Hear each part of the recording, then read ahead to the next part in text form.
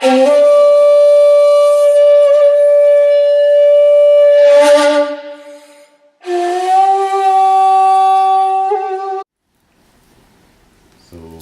welcome back to our ongoing lecture on the Vimalakirti Sutra, and we are on chapter 2.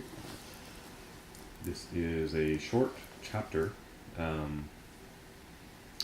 but there's a lot of detail here. So what's unique about this chapter is, of course, we finally meet Vimalakirti, the antagonist of our, protagonist of our of our story. He's a little antagonistic depending on how you view this chapter, so we'll look into that. So I'll preface this by saying what we're going to read about Vimalakirti in this chapter is unusual. It's not the type of description of character in the sutra that you're going to see very often, and it's not probably what you initially think of when you think of the title character necessarily in a text like this. So Vimalakirti has numerous virtues, so we've been through some of that already, what his virtues are.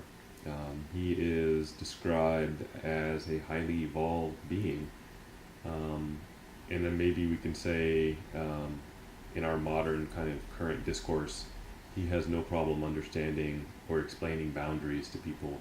What's the proper behavior, and this is the beginning. So he has a lot of features that we might find unusual. So what you're going to notice about Vimalakirti is if you read a text about someone who's a very accomplished spiritual person, you might find that they have righteous anger. You might find that they denounce one person and say this is the proper path or that's the proper path. You might expect them to stand up and give long orations about what you should do and shouldn't do, and what behavior should be turned away from. Vimalakirti is not like that. His behavior and his manner of leading people towards proper action, skillful action, is much more subtle. So we're going to learn about the subtleties that he employs. And what's important about this is how he goes about it. And it's very educational from a Buddhist standpoint of how we go about, or should go about things. Right? So Vimalakirti is someone who's very engaged. They're not aloof, they're not detached, they're not apart from society. They're very, very much engaged, and maybe surprisingly engaged, as we'll read on and find in the manners and places that he travels to.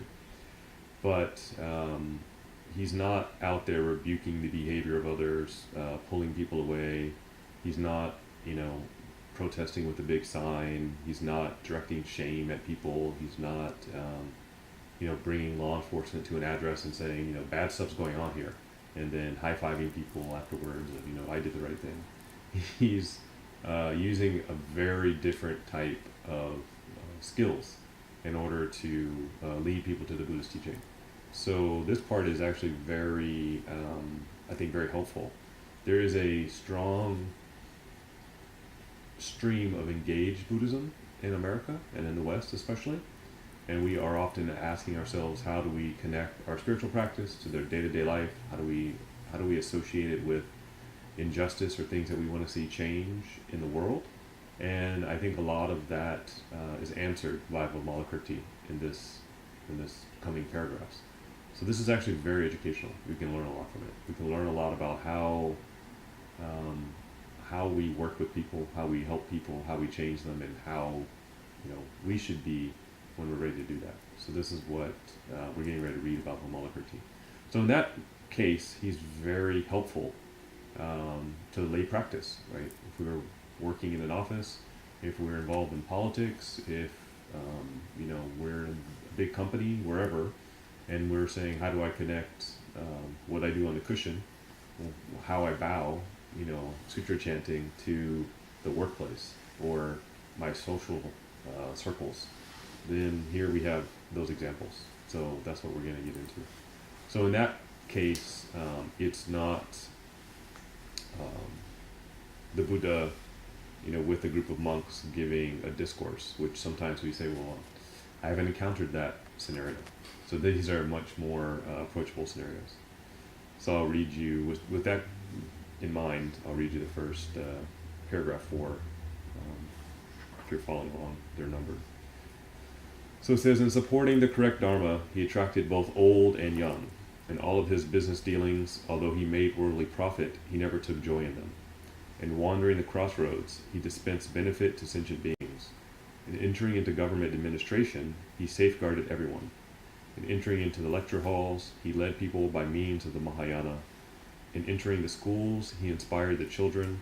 In entering the brothels, he revealed the transgressions that arise from desire. In entering the wine shops, he was able to maintain his good intention. So, yes, Vimalakirti, you will find him in the brothel, you'll find him in the pub, you'll find him in the halls of Congress, in the local elementary school, talking to old and young, and in government administration. So this is surprising. You'd say, huh? What? So yes, you may encounter Vimalakirti in Vegas.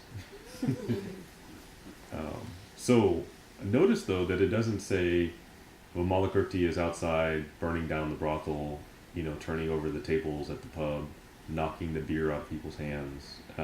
Rather it says, while he's in these places, he's somehow skillfully turning people, helping them understand that what they're engaging in these places maybe isn't helpful. He doesn't tell them. He does something or interacts with them in a way that their minds naturally change, that they realize, maybe this isn't good for me, which is a very special skill, right? If you stand outside telling people, so here we are in Oregon, home of craft beer, and so if you tell people, well, okay, so you shouldn't engage in that or drink craft beer, that's probably not a good message. But if you can be in the place where the people are, and you can talk them in a way that they realize that having too much of it is detrimental to their health, then they may naturally just decide, oh, well, that's the proper way I should be. I can have 1, 2, but maybe I shouldn't have 10 every day. Right? That's probably not healthy. So, but in my experience, if you start the finger wagging kind of perspective, it's not very helpful. But Vimalakirti doesn't limit where he goes. Right? There's no sort of, well, I'm a religious person or I'm a spiritual person, so that place is somehow off limits for me. Here, Vimalakirti is interacting with all people. So he's going up and down the social strata. He's going up and down the age strata. So remember, this is ancient India. So, children probably were not at the height of, being educated in the ways of religion, or being awakened in many respects. That was not necessarily a place that they're going to be going. So it says young and old. So taking time with young and old. A lot of times, even in our culture today, the old saying was children should be seen and not heard. Right? So here's Vimalakirti probably listening very intently to the needs and interests of children. That would be unusual. It would be unusual in many cultures today. The old, sure, but old and young, unusual. So in all those business dealings, although he made worldly profits, he never took joy in them. Right? So Vimalakirti is not the greed is good philosophy of Wall Street. Well, maybe he works on Wall Street, but maybe he's working in a venture capital firm that helps startups and does micro lending and does projects in some other way where the profit isn't important, the mission is important. So this is Vimalakirti's perspective. Not to say that earning money is bad. It's not. Right? A lot of major corporations in Asia are massive donors to Buddhist temples and are able to get things. In fact, the text we're reading, the translation was bankrolled, supported by corporate donors. So that's the problem. Isn't there? It's what you do with it, how you view it. So Vimalakirti is looking at this. So it doesn't say Vimalakirti walks away from his corporate job when he makes more than X amount of dollars. It says Vimalakirti's ultimate aim is not just profit over welfare. So a different perspective. Of course, the most shocking line in that section is, in entering the brothels, he reveals the transgressions that arise from desire. How do you do that? Probably better to understand this. In ancient times, brothels were not just you go in, pay for your service, and have your service and leave. They were also restaurants and drinking places. People would transact business there. You would often stay the evening. So a pleasure house there was entertainment as well. So there was a lot going on. So it was not uncommon to see people. It was probably closer to a restaurant that has a show, and then that was also available. But that wasn't all the only thing that was possible to do in these places. So knowing that, perhaps Vimalakirti is able to carry himself in a way that other people admire to such a degree that they're no longer so interested in going there. So if you notice about some of the places that are maybe surprising, or you raise an eyebrow, huh? He's there. It's not the being there; it's what you do there, but it's also why you go. So oftentimes the reason why you go is to drown some sorrow or to engage in escapism. So if you recognize what it is you're trying to escape from, then you probably don't find going there as rewarding as it used to be, or it no longer hits the spot in the way, right? So you search out some other answer to what the problem is that led you to go there. So this is Vimalakirti's perspective. The other line I find interesting in this is in entering into government administration, he safeguarded everyone.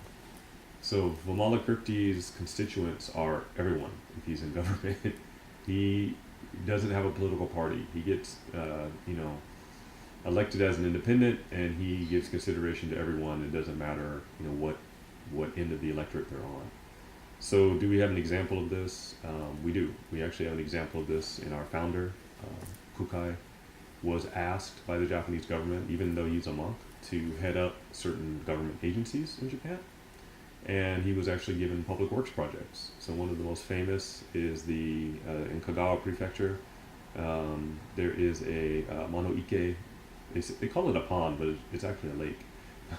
So there's several rivers that flow into this area, and there had long been a dam for irrigation, and also for flood control. So the rains would happen, the rivers would all rush down, and they'd all converge in one area, very fertile, good farmland.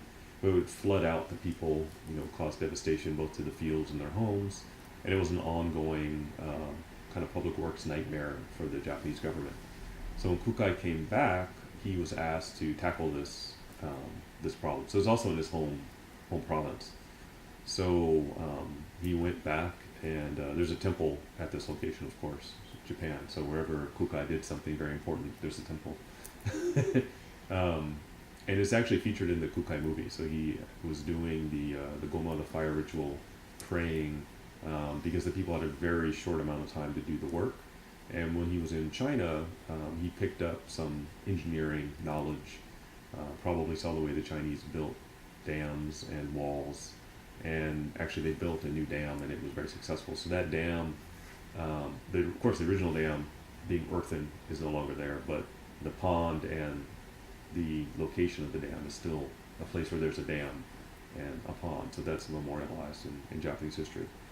So here you see a public works project, built by a monk. It's not something that you normally would give consideration to, but you see this benefiting everyone, right? So how does it benefit? Well, if you can irrigate the rice fields, you're providing food, you're providing work.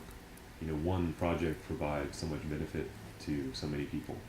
So here's an example from our own tradition of what Vimalakirti did. So of course, you have to ask yourself: is it possible for us to carry ourselves in this way? Right? Can I go to the brothel? Can I go to the halls of government? Can I be given power? Can I go to the drinking hall and the pleasure house, and not be like, oh, look at that. Can I actually carry myself in such a way that you have a transformative effect on the other people? So the answer to that is, first, the Buddhist perspective is not to condemn anyone for their behavior. So Vimalakirti doesn't go in and just tell the ladies, that they're no good for what they're doing, or tell the gentlemen they're no good for what they're doing. The way he carries himself, he just somehow naturally changes people, transforms them. So that's the key, is this transformation. There's no judgment of what's happening. So any place where you go and you see this sort of, especially this type of business, there's probably exploitation. There's needs on all sides. There's reasons why everyone's there, and it's very hard to point blame or pinpoint, why this place came into being. So the point here is that it's not about shaming. It's about how do you wake people up over time. So I think that's key. So there's a model here who's someone who's very engaged. They're not detached. They're kind of maybe more engaged than we would think of. But how he goes about it and what he doesn't say, I think, are very important. So the Vimalakirti is not opposed to anything. Right? I would say the Buddhist temple is probably the most expansive, non-profit you can get. Right? What's your mission? To help everyone in every situation all the time. So any other, you say, well, what's your mission statement? Well, our mission statement is to help, poor children in, this part of Portland, or our mission is to help homeless people in this area. You want to be very focused. So technically, the Bodhisattva vow is like the least focused mission statement, right? To help all sentient beings everywhere throughout space and time until the very last one. So, with that perspective, then of course he goes everywhere. He transforms everyone. He doesn't see any, behavior that he says that's not right. He talks to them and interacts with them in a way that they kind of naturally go, something about this guy. I'd rather be like that than do what I'm doing now. So that becomes a very skillful means. But it's also a teaching for us to say, before we jump in, can we be like Vimalakirti? If we're going to address a social ill or a problem, can we truly have that level of equality, right? Or if you get elected, are you only going to pound one issue and one group of people and advocate for them? Are you a one issue candidate? Or like Vimalakirti, do you have everyone in mind? Right? What's the best way? So that here's a great model for government engagement, social engagement. But I think sometimes, cautionary tale, our engaged Buddhism sometimes picks and chooses specific ideas and perspectives. I actually recently received an email from someone and they asked, why are more Buddhists in America liberal than conservative? And I said, well, that's interesting because if I go to Japan and I dress like this, I'm perceived as very conservative. People are like, oh, that's you must be very conservative and pro-government, pro the emperor, because that's a very traditional role. And then I fly here, right, and you get off, and everyone's, oh, you must be very liberal because you're Buddhist. And, so it's a perspective issue. Your political leaning changes, where you are. So it doesn't. That part's not the issue. It's really about physical places and roles. Can we be the same everywhere we go? Vimalakirti is always the same. You don't catch him in the brothel or the pub dancing on tables. Aha! Right? So all the videos on social media of him are, he doesn't have to worry about being embarrassed. So number 5, it says, so when he was with the elders, as with most honored, he was the most honored of the eminent, he explained the excellent Dharma for them. When he was among retired scholars, as the most honored of the retired scholars, he eradicated their attachments. When he was among the Kshatriyas, as the most honored among Kshatriyas, he taught them forbearance. When he was among the Brahmins, as the most honored among the Brahmins, he eliminated their arrogance. When he was among the ministers, as the most honored among ministers, he taught them the correct Dharma. When he was among princes, as the most honored among princes, he instructed them with loyalty and filiality. When he was among palace officials, as the most honored among palace officials, he converted the palace women. So this seems a little redundant, and it goes on and on. So here's a lesson in ancient Indian social classes. So that will help us pull this apart a little bit. The Kshatriyas were the warrior ruling class. So these were the class that would be generals, kings, clan leaders. This was the class the Buddha was born into. So he was destined to be a king like his father. So this is the ancient Vedic caste system. So it was very rigid. Whatever you're born into, you have to be. You can't get out of it. Of course, there are sub-classes and strata within these classes. So of course, you could be a warrior, but be a scholar within that class. But you're still involved in ruling and leading. So they were instructed, as it says here, he eliminated their arrogance. So if you, of course, you're a ruler or you're a warrior, you might be a little bit arrogant. If you look at the any kind of televised fight, the guys always come in with some theme music and banging their chest, and so there's some arrogance there. The Brahmins are the priestly class, so you didn't go to the seminary or choose. You were not called to to the word or to the way. You were born into it. So the Brahmin class, this religious class, also your primary job there is performing rituals. And from the Vedic kind of viewpoint, the rituals were a prescribed way of living, and that prescribed way of living guaranteed the harmony of the universe. So it was something you had to do, that you were born to do. Others couldn't choose to do it. And so because of that, the sun rose and set because they did their rituals. So you could see where potentially there's some arrogance. So this is where Vimalakirti starts to address that viewpoint. So that's probably stereotypically what they needed addressed most often. And in Buddha Sutras, you'll see a Brahmin will appear and ask the Buddha questions, and oftentimes it's like, well, we are the religious class. How can you, from the warrior class, be telling us about the way of the world? So sometimes there's a built-in arrogance in the questions. So the questions aren't really questions, more challenges. So here's Vimalakirti sort of skillfully changing those minds. The next would be the landowner, trader, or merchant class. So this class is, we might say the middle class. Everyone else, the majority of society. So this is a set class that you're born into. You can't change it. You might change what you do. You might go from silk trading to money lending, but you still need to be within that merchant class. You can't become a priest or clergy, or decide I'm really good with the bow and sword, I'm going to become a warrior. That's not open to you. And then the lowest class, the Shudras, depending on the time, they would be considered the untouchables, but it was also a service class. So servants would be in this class, indentured servants, variety of levels. So throughout Indian history, that class of people has changed, and how low their status has changed over time. But again, born into it, not something that we can change.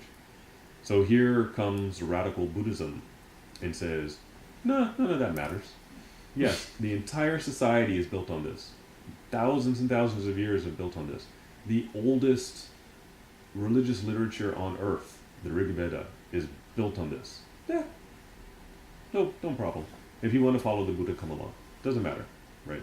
So remember, this discourse is taking place primarily, partially, in the garden of a woman who got her wealth through providing pleasure, which is potentially risque. And the Buddha is there, and among his disciples are people from all levels and classes, and they're sitting side by side, which is pretty radical. This would be like, let's go in American history back to, let's say, the 1920s, and you're down south in a southern state, and you're sitting around and you've got multi-ethnic, group of people sitting around. That's pretty edgy. So here's the Buddha being very edgy, and here's Vimalakirti engaging in the same very edgy behavior for this time. So one of the big challenges that Buddhism had was not just what the Buddha's message was, but also this old, young, come dark skin, light skin, come rich, poor, come born into whatever caste, doesn't matter. Male, female, no, come on, right? It's pretty hard. So a lot of these things we're still struggling with in our society today. Right? Famously with the ongoing Me Too movement, right? Where people have a hard time even accepting, but they were my hero, how could they have done that? Or there's no way that was possible. Or, so people have, those ideas can be very, very ingrained. So for Vimalakirti to be successful in transforming people skillfully, that they, I see, here I'm overcoming my arrogance, I'm overcoming this pride, I'm being able to see through these boundaries. That's pretty skillful. So this is what he's good at. There's another kind of background teaching here. Vimalakirti is comfortable with all beings, all levels of society. So he can sit with the elders, he can sit with the scholars, he can sit with the highest levels of society, and he can go to the lowest neighborhood, the poorest, the dirtiest place, the dirtiest people, and sit and talk with them as well. And he's not sitting there thinking, I can't wait to get out of here, or I'm only doing this for the photo op. Let me get to kiss the baby and get out of here, right? He has no problem wherever he goes. He's comfortable. He can talk to them on their level, and skillfully. They don't feel talked down to, and nor do the higher level people feel like he can't, hold his own with them. So that's a very high level of skill. But this also means that you have to be very comfortable with yourself to be able to go, to someplace. Are you from a rural area? Do you feel comfortable in an urban area? If you're an urban area, do you feel comfortable in a rural area? If you're from, the left side of the political spectrum, do you feel comfortable in a room full of people from the right side of the political spectrum? And can you genuinely think about their goodwill? In America today, maybe not. So that's this is Vimalakirti. That's the level of practice that he's engaged in. So for us, you say, well, yeah, no, I'm not comfortable going to certain neighborhoods in Portland, or no, I'm not comfortable going to certain communities in this country where everyone has big pickup trucks, or I'm not comfortable with this area at night, or I'm not comfortable in a room with people who think this way because I feel attacked or something. That's okay. The key here is that that's our aspiration, that we don't just make these distinctions. This is not a teaching where we say, well, now that you're here, you're all chosen and you're okay, but the people out there, we have to go out and transform, and somehow there's a distinction. This teaching is about radically breaking down barriers in the most radical of ways, in all levels, right? That there's no, we have all ages, we have multiple ethnicities here, right? It's open to everybody. There is no limitation. There is no point where you're, you get booted. You never get voted off the island here. So that is radical. Right? And it doesn't depend on the other person doing anything. They don't have to ask for forgiveness. They don't have to go through any special anything. When we do the service, you say, I repent all my wrongdoings committed by body, speech, and mind. You say that to yourself. It's you yourself that need to forgive yourself so that you can open yourself up to these ideas, not that forgiveness comes from outside. So it's a very radical teaching. So we don't have any distinctions. So that, right, no boundaries, no constraints on this vow or this idea. That's big. That's a lot bigger than what we will hear if we turn on the news tonight. So That's Vimalakirti. So we keep going. So when he was among the common people, as the most honored among the common people, he had them generate the power of blessings. When he was among Brahma gods, as the most honored of the Brahma gods, he taught them superior wisdom. When he was among the Indras, as the most honored among the Indras, he manifested impermanence. When he was among world protector gods, as the most honored among world protectors, he protected sentient beings. The elder Vimalakirti used immeasurable skillful means, such as these, to benefit sentient beings. So now we leave the social strata of India, and we get on one of those new rockets from either Jeff Bezos or Elon Musk. And we catapult ourselves into the heavens, and now Vimalakirti is transforming the gods at all levels. So we may think, this seems odd. Why is this here? The Bodhisattva vow aspirationally extends to all realms, and Buddhism postulates and shares with Hinduism 6. Ghosts, hell, animal, human, ashuras, or fighting demons, heavens. So we have all these different realms. So with that, we don't even, the distinctions, the limits are not even within the human realm. It is more expansive.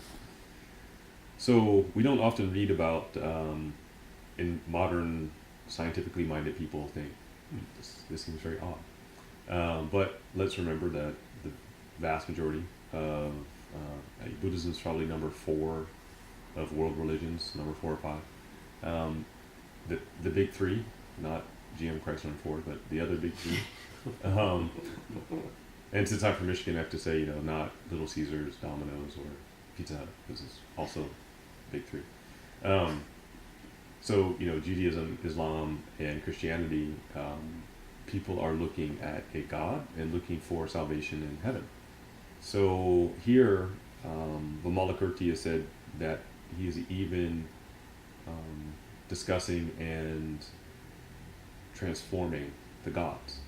So why is that necessary? So regardless of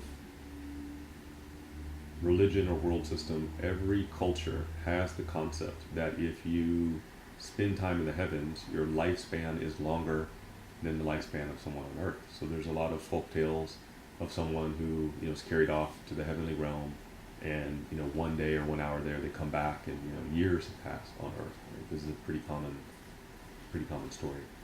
So in Buddhist and Hindu ideas, your lifespan in heaven is very long, much longer than a human life. So the danger there is people forget that it's going to end. So you may think, well, no, once you get to heaven, you stay there. Well, we don't have Bibles here, but if you go home, read Genesis, people get kicked out, namely angels, if they side with the wrong people. So heaven's not a permanent place. And you can think of it too as our world now. So why is Vimalakirti teaching impermanence to the gods? So imagine there's a party place, and there's party things happening in the party place, and there's very fine beverages and foods, and the nicest music, and all the people that you want to see are at the party. Oh, did you see so-and-so who's very famous is here? And then, it goes all night long. It's probably in Ibiza, so there's great music, great DJs, nothing goes wrong, everything's great. And someone tells you, the drinks aren't as strong as I thought they'd be. You're like, who cares? This is the greatest party. I just saw, my favorite actor. So you stay. I just saw the most fashionable clothes. I've got the most fashionable clothes. Look at everybody's looking at me. And how do you tell people that, eventually the party's going to end? No one wants to hear it. But it's true. Eventually the party ends. Last call. Yeah. You don't have to go home, but you got to get out of here. So, here Vimalakirti is not telling the beings in heaven the food really isn't as pleasurable as you think. Because actually it is as pleasurable as you think. The drinks aren't as good. No, actually they are, and they're free. You know, the people that you see across the room really are not as attractive. No, really, they are as attractive, and their clothes really are as wonderful. As you know, everything really is there. So what is the transformative tool? It's going to end, right? So there's no after party. Where do you go after? So that's the teaching mechanism in the heavens.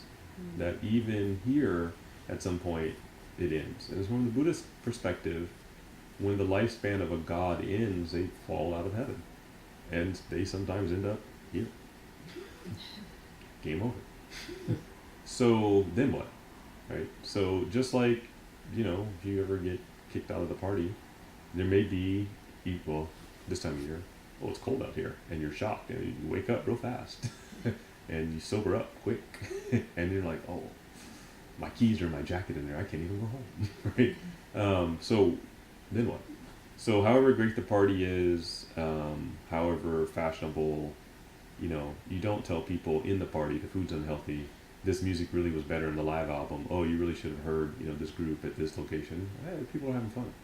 So the only tool is the impermanence factor. So that's the key to waking people up in the heavens.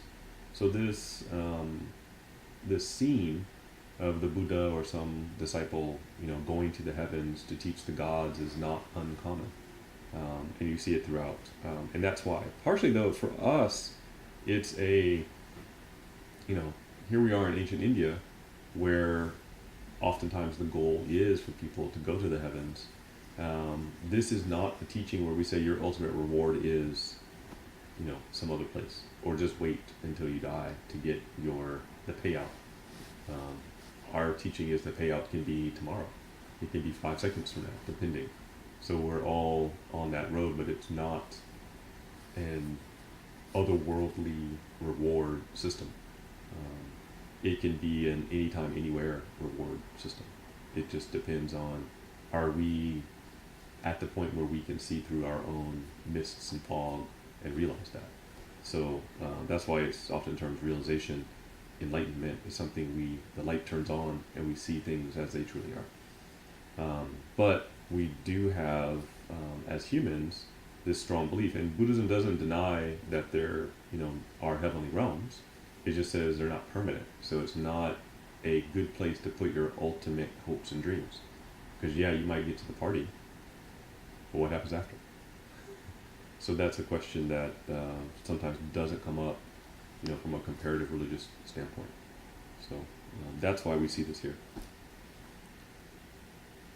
So 7. So using skillful means, he manifested becoming ill himself. Because he was ill, the king, ministers, elders, retired scholars, Brahmins, the princes and other palace retainers, and innumerable thousands of people all came out to inquire about his illness. So notice it says he manifested becoming ill. He's not actually ill. So you might say, it's kind of sneaky. So we call this skillful means in Buddhism. So why would you manifest yourself as ill? So we have this long list of all the different ways that Vimalakirti has made himself approachable, made himself, I won't say likable, because that seems like there's something fake here, but people have come to admire him greatly because something about his presence, they've turned the corner. They have seen something different. Maybe they've turned away from things that are bad. So now, because he's greatly admired, what happens when someone gets sick? You go see them, right? You call them, you see how they're doing, and there may be an urgency to do so, because I don't know how sick they are, right? This isn't, you could text message, oh, it's not that bad, it's just the flu. So you go see them. So when else do people get together? Especially people who don't like each other very much. Maybe a family where you've got feuding sides. When someone dies, right? So not totally skillful for Vimalakirti to manifest that he has died, because then he can't teach. But very skillful to manifest an illness and bring people together, and they come because of this concern. And the concern isn't fake, the concern is real. I've learned from this person, I want to go see how he's doing. So the rest of the text is going to be what happens, what people find when they go to see Vimalakirti. But here's the manifestation. So this is why he does it, and the result is it brings people, right? They come to see him. So it goes on. To those who came, Vimalakirti used the occasion of his illness to make extensive explanations of the Dharma. Ah. So they say, "Oh, how are you?" He goes, don't worry about me, but let's talk about you." Very skillful. So, sirs, the body is impermanent, without strength, without power, without solidity. Given the way it rapidly disintegrates, it cannot be trusted or relied upon. Alternatively, suffering and vexations, it accumulates a host of illness. Sirs, the wise do not rely on such a body. So here's where sometimes Buddhism gets accused of being depressing. That's not a happy message. I don't want to hear that. Somebody came and I'm like, "Man, you're bringing me down. I was just at this really great party with really great food, and I heard you're sick, so I came over here, and this is what you're talking to me about?" But this is a good time, right? This is actually what happens when you visit someone who's ill, or what happens when we go. A lot of times, why people don't like to go to funerals, they don't want to confront their own mortality. So Vimalakirti brings them in and has them go through the exercise of confronting their mortality, because guess what? We all die. So Buddhism isn't depressing, it just doesn't sugarcoat it. And everything in our culture is sugarcoated and shined up and polished and packaged. And we're told that given the right pill and procedure and the nip and tuck and workout and diet, you can stay young forever and beautiful, and you can stay at the party and everything will be great. But that's not true. Somebody makes money on that message. Yes, Buddhism could make more money if it put it in a better package, but that's not the Dharma. Right? Somebody has to give it to you straight. Somebody's got to give you the truth, and that's what the Buddhist teaching did. Vimalakirti says, "Look, here I am, sick. You could be sick too. Right? You've been sick. Everybody's been sick. When are you going to get sick again? Don't know." Right? So he says to put all of your focus on the body. It's like your financial advisor saying you probably don't want to buy one stock. You got to diversify. And here, part of the teaching here is if you put all of your stock into your body, and you're buffing it and polishing it and doing things with the hair, and that's the only, everything is just, your whole life is your face to the mirror, then you're going to have a rude awakening one day. And so, yes, he is giving this shocking discourse, but better now than later. So he says it rapidly disintegrates, it cannot be trusted or relied upon. So here, reliance, it gives us an opportunity to talk about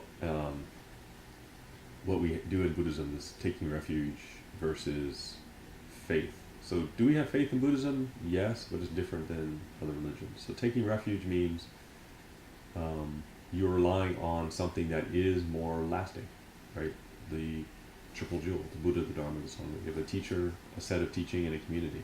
That this is more lasting than other things. This is more appropriate to put our reliance on as something that's going to carry us through. It's going to be there if we get wrinkles, if we get gray hairs, if we lose a limb, it's still there, right? Because we have a YouTube channel, sometimes when I'm managing that, I get recommendations for other channels, and I never spent that much time on YouTube before this, and so I'm always fascinated by what else is out there. And there's a tremendous number of videos of just people talking about their life or their day, but there's also just a huge number of videos about being attractive, and just a total complete focus on the body and nothing else. And this teaching is not to say that you shouldn't be healthy, right? That's not the teaching here. It's not to say neglect your body. But I often wonder when I see videos like that, well, what happens when you're not that flexible, you're not that strong, you're not, You go from a 6-pack to a 4-pack to a 2-pack. What happens to your sense of what you think is yourself? So this is more than a, beauty is only skin deep. This is, where is the true beauty? It's not in the skin or beneath the skin. So at some point that needs to be said. Otherwise, I think a lot of people are going to have a hard time when their viewership goes down because there's somebody else who's stronger, cuter, younger, whatever. So that reliance too is often kind of our modern "well, I only live once," YOLO kind of philosophy. And usually when someone says that, they're about to do something that doesn't have a lot of good judgment. Nobody says, I'm getting my tent and sleeping bag and I'm going to the library and I'm going to just read through the entire philosophy section nonstop, man, YOLO. So no, it's usually something else that's probably not so healthy. So yes, take care of your body, take care of your health. We have health related classes here. Most Buddhist temples do. Tai Chi, Qigong, yoga, those things, the diet in a Buddhist temple, no one's going to get heart disease from it. There's a reason for that. Help maintain your body because it is the vehicle for your learning and your practice. But if your education and practice only go to the surface, then not enough. So number 9, this body is like a bit of foam that cannot be grasped.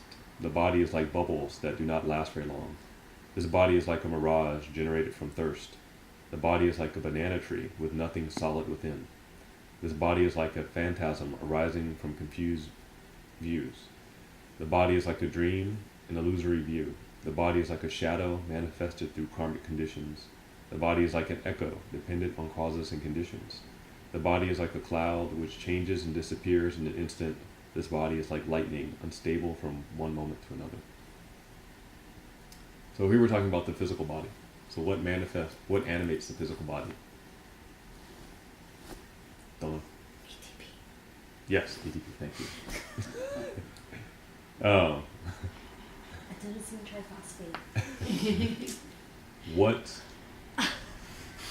What wills the ATP to go hither and thither and move the limbs and give sparkle to the eyes? So this, now we enter the undiscovered country, right? What is the source of consciousness? Where do you go after you die? Are we zombies? Is our consciousness just a side effect of the physical body? Okay. Are we living beings, are all living beings conscious? Okay. There's actually a new law, I think it's in Sweden or Norway or someplace, that you cannot boil lobster alive because it's believed that they feel pain, but they have a decentralized nervous system, so do they actually feel? Scientifically, don't know. Right? Buddhists would say yes, they do. But how does it work? So you have to freeze them and then boil them. It's no longer allowed to just drop them into hot water. So the idea is that they sort of go to sleep in the process of being frozen. But yes, we can. Debatable. Hit him up in the head or something. Debatable. So to quote Socrates, is the unexamined life worth living? Right. So Buddhism is about examining life, and we would say no. With the unexamined life is not as rich as the examined life. So we're not hiding behind this later reward or live it up and provided you've done a few special things, you don't have to worry about anything. We're encouraging a much more engaged, gaining clarity into our motivations, our thought process, everything. Right? So it says here that the body is like a banana tree. So we don't have banana trees here in Oregon, but when I was in Hawaii, I got to see one cut down, and sure enough, yeah, it's just layer, and there's nothing in the middle. It's not like an oak tree with heartwood or anything. It's just, there. Like a banyan tree is often the idea Banyan trees don't grow up, they grow down.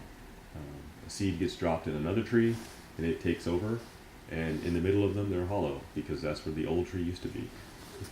So it's often a simile for Buddhist thought, that when you peel back the layers, so I wear my hair in this way, I dress in these clothes, take that away, who are you? Well, I like this music, and I will take that away, who are you? And as we drill down, what do we find? Right? Who's still there? So sometimes it can be scary. And who are we ultimately? Where did we come from? In the 10 Stages of Mind, Kukai famously writes, sentient beings don't know where they're from, and they don't know where they're going. And for most of us, that's true. Right? We don't really know. Right? We don't know what the future holds, and it's true for the body as well. We don't know, when we're going to be sick again. We don't know how long our health is going to last. We hope, right? We take care of ourselves. We hope it'll be for a long time, but we really don't know. So that final sentence, that section, the body is like lightning, unstable from one moment to another. So 3 hours before you came here, what were you thinking about? Where did that thought come from? Where did it go? 3 hours from now, what will you be thinking about? You don't know. And, as a meditator, you start to think, maybe I want to know. So, do we have enough time to finish? I will finish, and I'll let you read the last 2 paragraphs on your own, because it's fairly self-explanatory. So number 10, the body is without master, like the earth. The body is without self, like fire. The body is without lifespan, like the wind. The body is without person, like water. So here there is a implied reference to the 5 elements, but also what we would call the 5 aggregates, so the Panchaskandha in Sanskrit. So you see this also reflected in the Heart Sutra, when we recite the Heart Sutra. So it would be listed out in the Heart Sutra as form, feeling, perception, cognition, consciousness. So form here is the actual physical form of the body. So the carbon and all the different elements that make up my physical body, materiality of things. The feeling is our receptive sensory input function, right? So we have all the different sense organs in the body: smelling, tasting, seeing, hearing, right? Everything that we take in data with. Perception is going to refer to how we initially begin to process that mentally, right? So these are containers for aspects of consciousness, right, or aggregate parts of consciousness that we have. Then the impulse is when we generate then the will, right? So now we've seen the apple, we recall apples are delicious, and now we generate the will to reach out and eat the apple, right? So this is based on our input, now something reflects back out, so we have this function.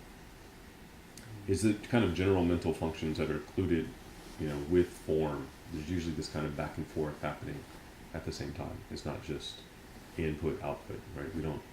We're not that simplistic, right? It's very interwoven. And then consciousness. Consciousness is the discriminating function. I like this one, I don't like that one. I like this one because when I went to the restaurant this happened, and that reminds me of this story from my childhood. So all of these things are happening all the time. And it gets bound up with our operation. When you start to pull them apart, then you say, well, are you, your ability to smell and taste, and well, you'll say, no, if I lost the ability to taste, I'd still be me. Okay, well, are you just the memory of the fact that you like apples? No, I can give up apples, that's fine. And so when you pull them apart, you say, well, where is you in all of this functioning? That's partially what we're starting to do in meditation, just observing the mind, observing thoughts. Where do they come from? What are they motivated by? And trying to observe that function and get clarity into, us. What's really going on? And the background, of course, motivation for that is this bodhisattva vow. That you see a lot of unhelpful behavior that manifests from the fact that people are acting strictly from impulse or strictly from fear. or they haven't looked into the mind, or there's a tremendous amount of stress or disease, dis-ease, that comes from not really understanding how the mind or consciousness functions, not being able to stop compulsive behaviors. We see that a lot in the news. People seem to be unable to stop compulsive behaviors, and they have massive falls from grace. Good jobs on TV every day, and suddenly they're not because they can't control it. Where did that come from? Probably they don't know. Okay. So those are the spectacular ones, but even at a low level, we have all of this happening all the time.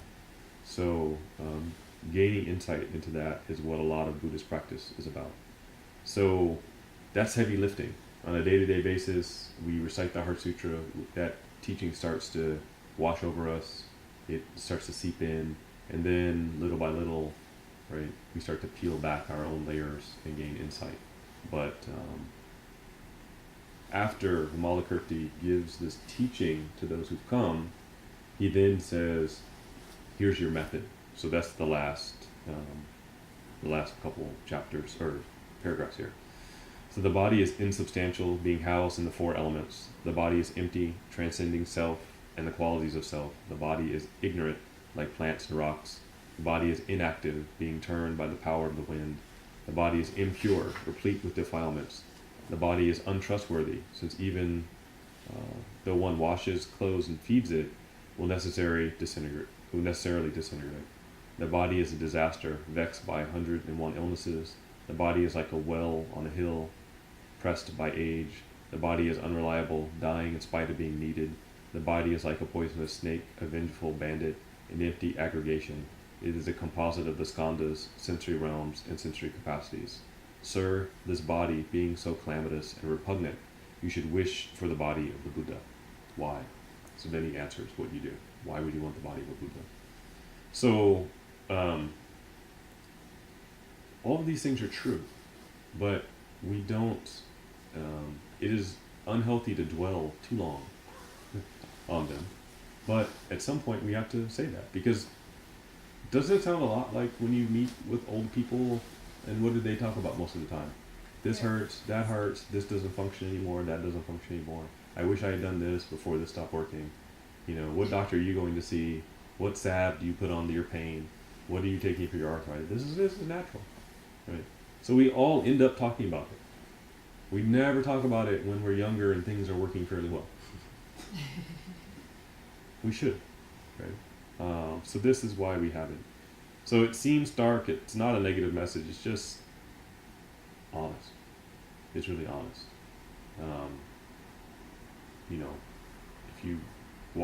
If you take a train and get on a bus, your body is being assailed by numerous microorganisms, and your body is constantly fighting them. And sometimes, at the least good moment, it loses the battle, and then you're laid up in bed, and you're like, so we generate gratitude for when it's working well, or we also have a healthy outlook that sometimes it's going to break down. And that's good. So he goes on to say, the body of the Buddha is the body of the Dharma. It is generated through immeasurable merit and wisdom, is generated through morality, meditation, wisdom, emancipation, and the knowledge of the vision of emancipation. It is generated through sympathy, compassion, joy, and equanimity. It is generated through the perceptions of charity, morality, forbearance, and adaptability, energetic exertion, meditation, emancipation, samadhi, and learned wisdom. It is generated from skillful means, has been generated from the 6 penetrations, is generated from the 3 illuminations, and is generated from the 37 factors of enlightenment. So he goes on. These are all the practices. These are all the things that we practice. Yeah. When we read Body of the Buddha here, should we think like the Dharmakaya and Nirmanakaya, the 3 bodies, or Yes. should we think Not physical body. Tathagata? Not the physical body. Right, yeah, obviously no, but so we're thinking more like Dharmakaya, Nirmanakaya, or Tathagata, Dharma? I guess in some ways both. Okay. So the Tathagata Garbha is, your Buddha nature. It's already Right. there. You have to realize it. So this is getting to that point. So when it says here, the body of the Buddha is the body of the Dharma as the teaching, the primordial Dharmakaya Buddha, right? Yeah. That Yeah. we can realize ourselves in enlightenment. So when at the very bottom it says, you generate the intention to achieve Anuttara Samyak Sambodhi, that is the final, complete enlightenment. So that's the final vow. So all of those, here you have another list, right? So of course, at the end of each chapter, there's these long lists, and then the next chapter expands on it. But many of these things, right before the lecture, we practice samadhi, we practice meditation. We practice and talk about sympathy and joy and compassion. So all of these things are practices that we're constantly doing. So those practices lead you away from only having reliance on a physical body to actually generating and realizing your Dharma body, right? Your innate Buddha nature. So this is the basis for Vimalakirti's teaching. So we flew through a little bit, but we covered everything. So we'll go on to the next chapter next week. And of course, as is normally the question, you'll have question and answer. And the people who come to visit Vimalakirti will gain more insight into what he's talking about. And of course, as is natural in a Buddha Sutra, there'll be some brain twisting puzzles. Because it's not just to tell you, it's for you to think about it and for you to go, oh, now I see. Right? So it's very much the Socratic method, we could say. Right? It's leading you to find the answer, not just like simply laying it down. Here it is.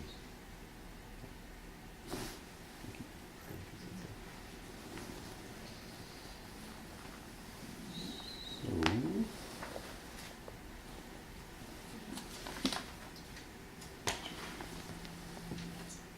we'll do the dedication of merit. So I'd like to add just the thought from the Metta Sutta that we have the wish that all beings be free of suffering, that they have the causes of happiness, the causes of health. So we talked about the body, and especially if there's someone who use a little extra boost, we can bring them the mind.